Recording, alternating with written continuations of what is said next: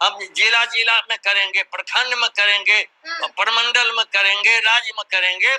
और जो भी हमारे प्राथमिक शिक्षक हैं, अन्य शिक्षकों से हम अपील करेंगे कि आप एक साथ संगठित होकर के आप जंगे मैदान में आइए और एक दिन से 2 दिन में हम इस सरकार से फरिया ले सकते हैं।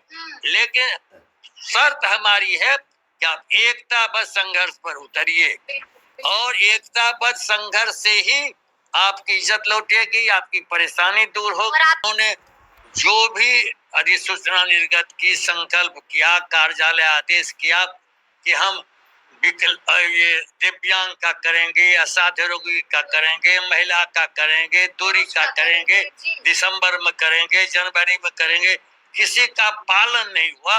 रोज अपने से ही एक आदेश देते हैं या फिर खुद उल्लंघन करते हैं। इससे अब सरकार के इस रवैये से लाखों शिक्षकों में असंतोष है, जो लगता है कि कल से ही वे सड़क पर उतर जाएंगे। कार्यकारिणी के हमारे माननीय सदस्य थे, अंदाज कर लीजिए 16 साल 17 साल से जो कार्यरत है नियोजित शिक्षक, सभी सेवाओं में प्रोन्नति होती है, IAS IPS में प्रोन्नति होती है, शिक्षकों में भी प्राथमिक की प्रोन्नति होती है। अब माध्यमिक को छोड़ दिया इन्होंने, प्रोन्नति नहीं। और पहले से जो वेतन वृद्धि, प्रत्येक वेतन वृद्धि का अर्थ है वार्षिक वेतन वृद्धि, वार्षिक वेतन वृद्धि दे दिया 1 साल, फिर 3 साल गैप कर दिया, फिर 3 साल के बाद दिया।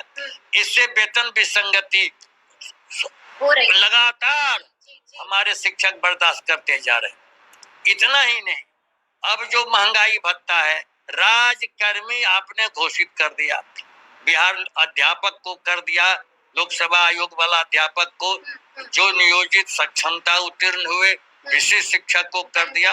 राजकर्मी का न तो वेतनमान आप दे रहे हैं, न महंगाई भत्ता दे रहे हैं, न आवास भत्ता दे रहे। वही पुराना जो उनका रवैया है, जो नियत महंगाई भत्ता, नियत आवासीय भत्ता, जो सुविधा है प्रत्येक राजकर्मी के लिए बिहार सरकार का बिहार सेवा संहिता है, उसके मुताबिक उनको देना चाहिए। आज तक उन्होंने लीव रूल बनाया ही नहीं। जब मन हुआ तो कहता है प्रधानाध्यापक 1 दिन का आकस्मिक अवकाश मंजूर करेंगे, अब बाकी के लिए आप जिला में जाइए। अब जो हमारी बेटियां जो प्रसूति गृह से आती है, जो मातृकावकाश में जाती है, वो आप सोचिए उसका से दौड़े इधर से उधर, दरवाजे दरवाजे, तब सबों का वहाँ पदाधिकारी बैठा हुआ है और प्रधानाध्यापक सभी शिक्षक शिक्षिकाओं के आकस्मिक अवकाश स्वीकृत करते रहे हैं। आज से नहीं, सैकड़ों वर्षों से, 50 साल से तो मैं यहाँ की सेवा कर रहा हूँ। इन्होंने लीव रूल 72 के बाद कोई लीव रूल बना ही नहीं।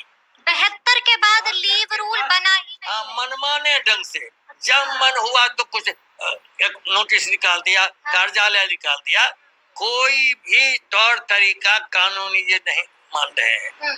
और इतना ही नहीं, अभी देखिए हमारी राज्य कार्यकारिणी में 500 किलोमीटर दूरी, यानी रोहतास के शिक्षक किशनगंज में जी 500 किलोमीटर, और रोहतास के शिक्षक जमुई में है, जमुई के अशोक राय जी बैठे हुए, गोपालगंज के शिक्षक किशनगंज, किशनगंज के शिक्षक गोपालगंज। मेरे घर की 2 बेटियां हैं किशनगंज। अब सोचिए उसकी गोद में बच्चियां हैं, वो कैसे रह रही है, कोई संवेदना है ही नहीं सरकार। इसीलिए हमने मांग की है कि चाहे पुरुष शिक्षक अधिक दूरी पर हो, चाहे महिला हो, जिन्होंने आवेदन दिया है ऐच्छिक तबादला के लिए, उनका आप कीजिए। आप उनके साथ इस तरह से भेदभाव नहीं कीजिए, प्रताड़ित नहीं कीजिए, बर्दाश्त के फाजिल बात। आज व्यापी संघर्ष करेंगे। शिक्षक जो परेशान हैं, अपमानित हैं, प्रताड़ित हैं, उनके सम्मान को फिर से लौटाने के लिए और सरकार को सही रास्ते पर, कानूनी रास्ते पर, शिक्षकों का जो पद है, सम्मान का पद है, वह सम्मान उनको वापस देना ही होगा। अन्यथा हम लगातार संघर्ष करेंगे। तक विधानमंडल का सत्र चलेगा, लगातार हम करेंगे। हम जिला जिला में करेंगे, प्रखंड में करेंगे, प्रमंडल में करेंगे, राज्य में करेंगे।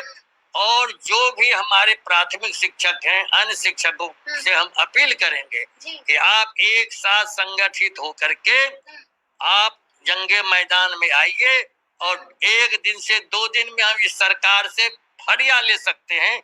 लेकिन शर्त हमारी है कि आप एकताबद्ध संघर्ष पर उतरिए और एकताबद्ध संघर्ष से ही आपकी इज्जत लौटेगी, आपकी परेशानी दूर होगी।